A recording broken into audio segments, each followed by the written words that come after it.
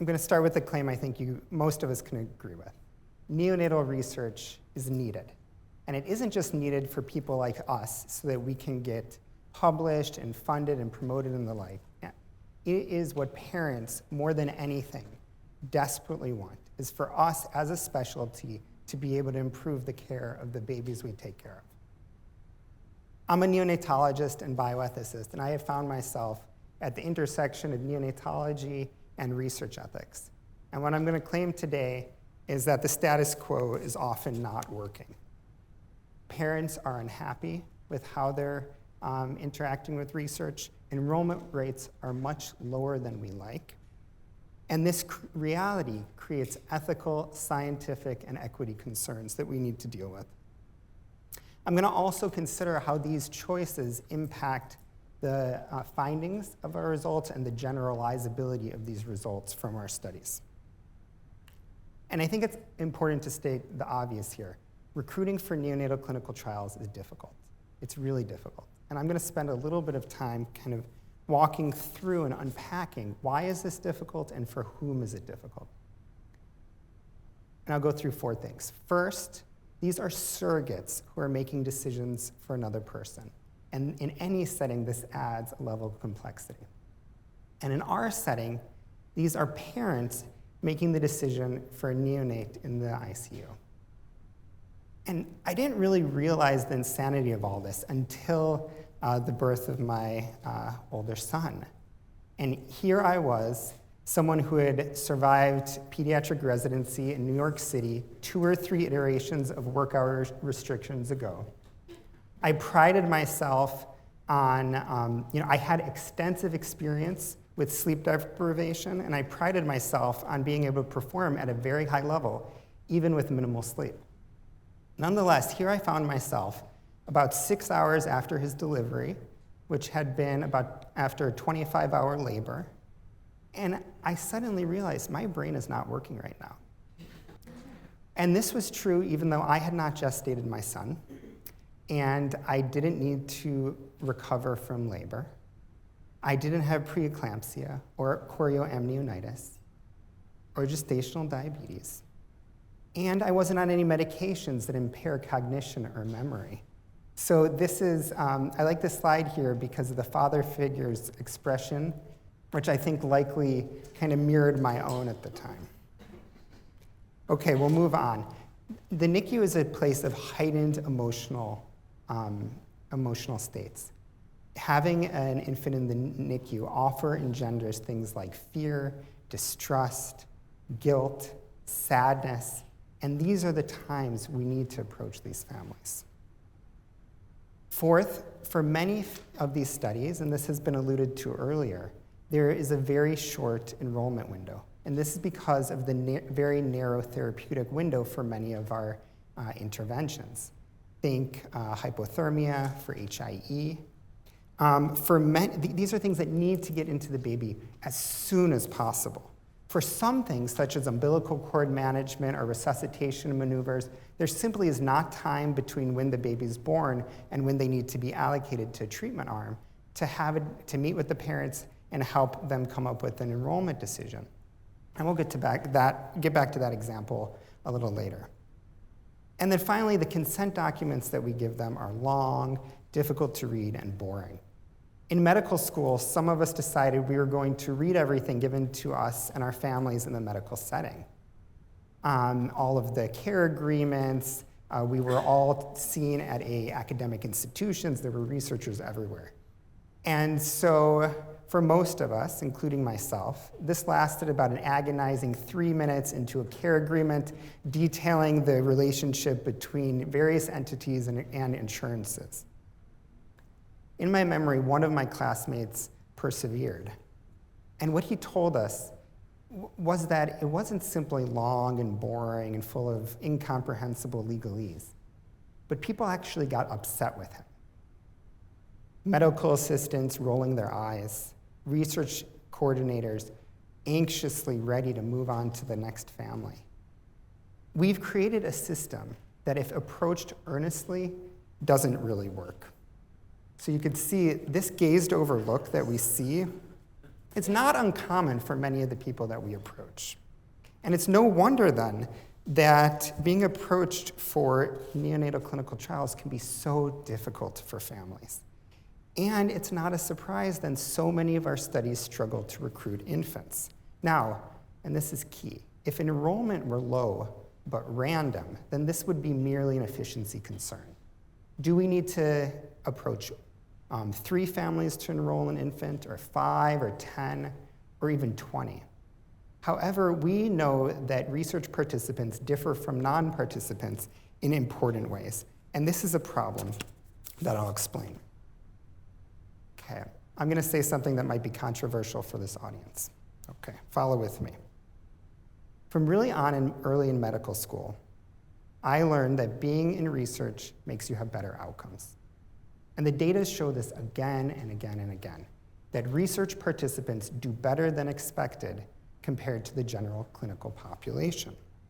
Now, why is this true? Our dogma claims it's the so-called trial effect, the idea being that being in a trial changes behavior and results in a better outcome. So now let's consider an adult study of hypertension. The trial effect would first include changes by that individual. Perhaps they decide to eat less salt, increase exercise frequency. It also includes changes by the medical system. Perhaps they get more frequent blood draws, weight checks, or have their glucose monitored more closely. In the NICU setting, the trial effect extends to the behavior of the medical team, the nursing team, and the parents.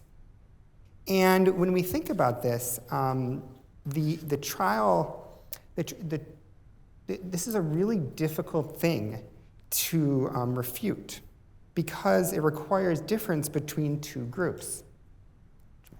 A group where we have our research participants from whom getting data is super, super easy, and we have those who decline research participants or participation or were never asked, and getting data from them is exceptionally hard. The Neonatal Research Network's generic database, though, has been used to ask this question. And what they did is that they found what amounts to, in my opinion, an alternative explanation of the trial effect. And so they did indeed see that research participants did better than the general population. However, after controlling for things like gestational age, birth weight center, and antenatal steroid exposure, those differences melted away. And this is supported by findings in other areas of medicine, such as with adult cancer drug trials, where they also see better outcomes in these trials compared to the general population, which also melt away after accounting for biases and confounders. In other words, these groups are unequal before they start participation. And NICU research participants are different clinically than non-research participants even before the study begins. Further, we have data that marginalized and minoritized populations are underrepresented in neonatal clinical trials. And this is consistent with many other areas of medicine, and it makes sense. Black families in particular have experienced repeat historical abuses by medical researchers and continue to experience racism in the medical setting today. I'm going to quote the poet Ross Gay. "It might sound harsh to say it, but good Lord, Black people, never let an official-looking white person dressed in a white lab coat experiment on you or your children. Good Lord." These types of concerns can constitute the reality in which we operate. And yet, we desperately need participation and diversity in our research sample. And I think it's really important to point out that this lack of participation by these populations is really important in the NICU, where these same populations have known worse clinical outcomes. We know, for example, that Black infants do worse compared to other infants across a variety of neonatal diseases.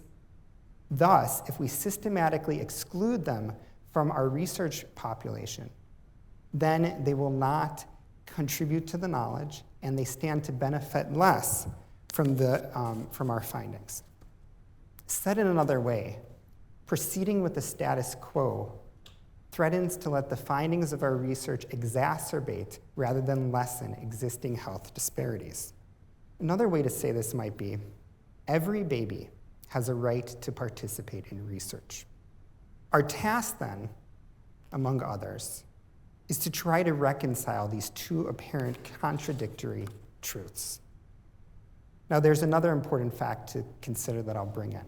Very little of what happens in the NICU has been studied rigorously in our context. This includes medications, interventions, standard practices. All of these tend to be brought in from other areas of medicine. And because of this, much of the most important research that's done in the NICU can be considered comparative effectiveness research. These are things like the threshold of transfusion for platelets, how fast we should advance feed for premature infants, virtually anything that's asked about PDAs. And they have a critical impact that's only possible through research comparing the variability in current practice. Our regulatory landscape has largely tried to fit this kind of research into a framework that was created for novel therapeutics. I'll have us consider an example, the example of humidity in the isolate for extremely preterm infants. Now, we don't know whether 60 or 70 or 80 or even 90% humidity is best for these infants. However, we act as though it is suddenly higher risk if we randomize instead of picking arbitrarily in the clinical context, or if we systematically evaluate to look at outcomes so that we can improve the care of future infants. To quote again from my collaborators in UT Houston, this could be seen as trying to make random care randomized care. And I'll claim that we need systems in place that can support rather than hinder this kind of critical exploration. Okay, so things look pretty grim. What can we do? So, first, we can ask parents how they make their enrollment decision. Why non-participants choose not to participate in clinical trials, and generally how we can support them in this process. In a series of interviews and survey studies, myself and others have tried to do just this, and I'll highlight 3 things that we found. Number 1, researchers often consider the work we do to be separate from clinical care. However, for many families, when you walk in that room, you are now, even as a researcher, part of the NICU journey that family is going through. This has profound implications on how we do or do not align ourselves with the clinical care team, and how we choose to approach, and really on how we think about this whole endeavor. Second thing I'll mention is altruism, and specifically the desire to help similar babies and families in a similar situation in the future emerge as a key motivator to participate in neonatal research. And finally, third, equity concerns exist all across the spectrum from recruitment to participation. And this includes who makes up the clinical population from which we draw, which of those families we choose to approach. When we do approach, how we build relationships, even very short ones, between the research team member and the parents. Things like the informed consent document, including language and comprehension barriers. And then the burdens of participation. Things like follow-up study requirements that assume access to a car and the ability to easily take a half day off of work in order to go to your visit.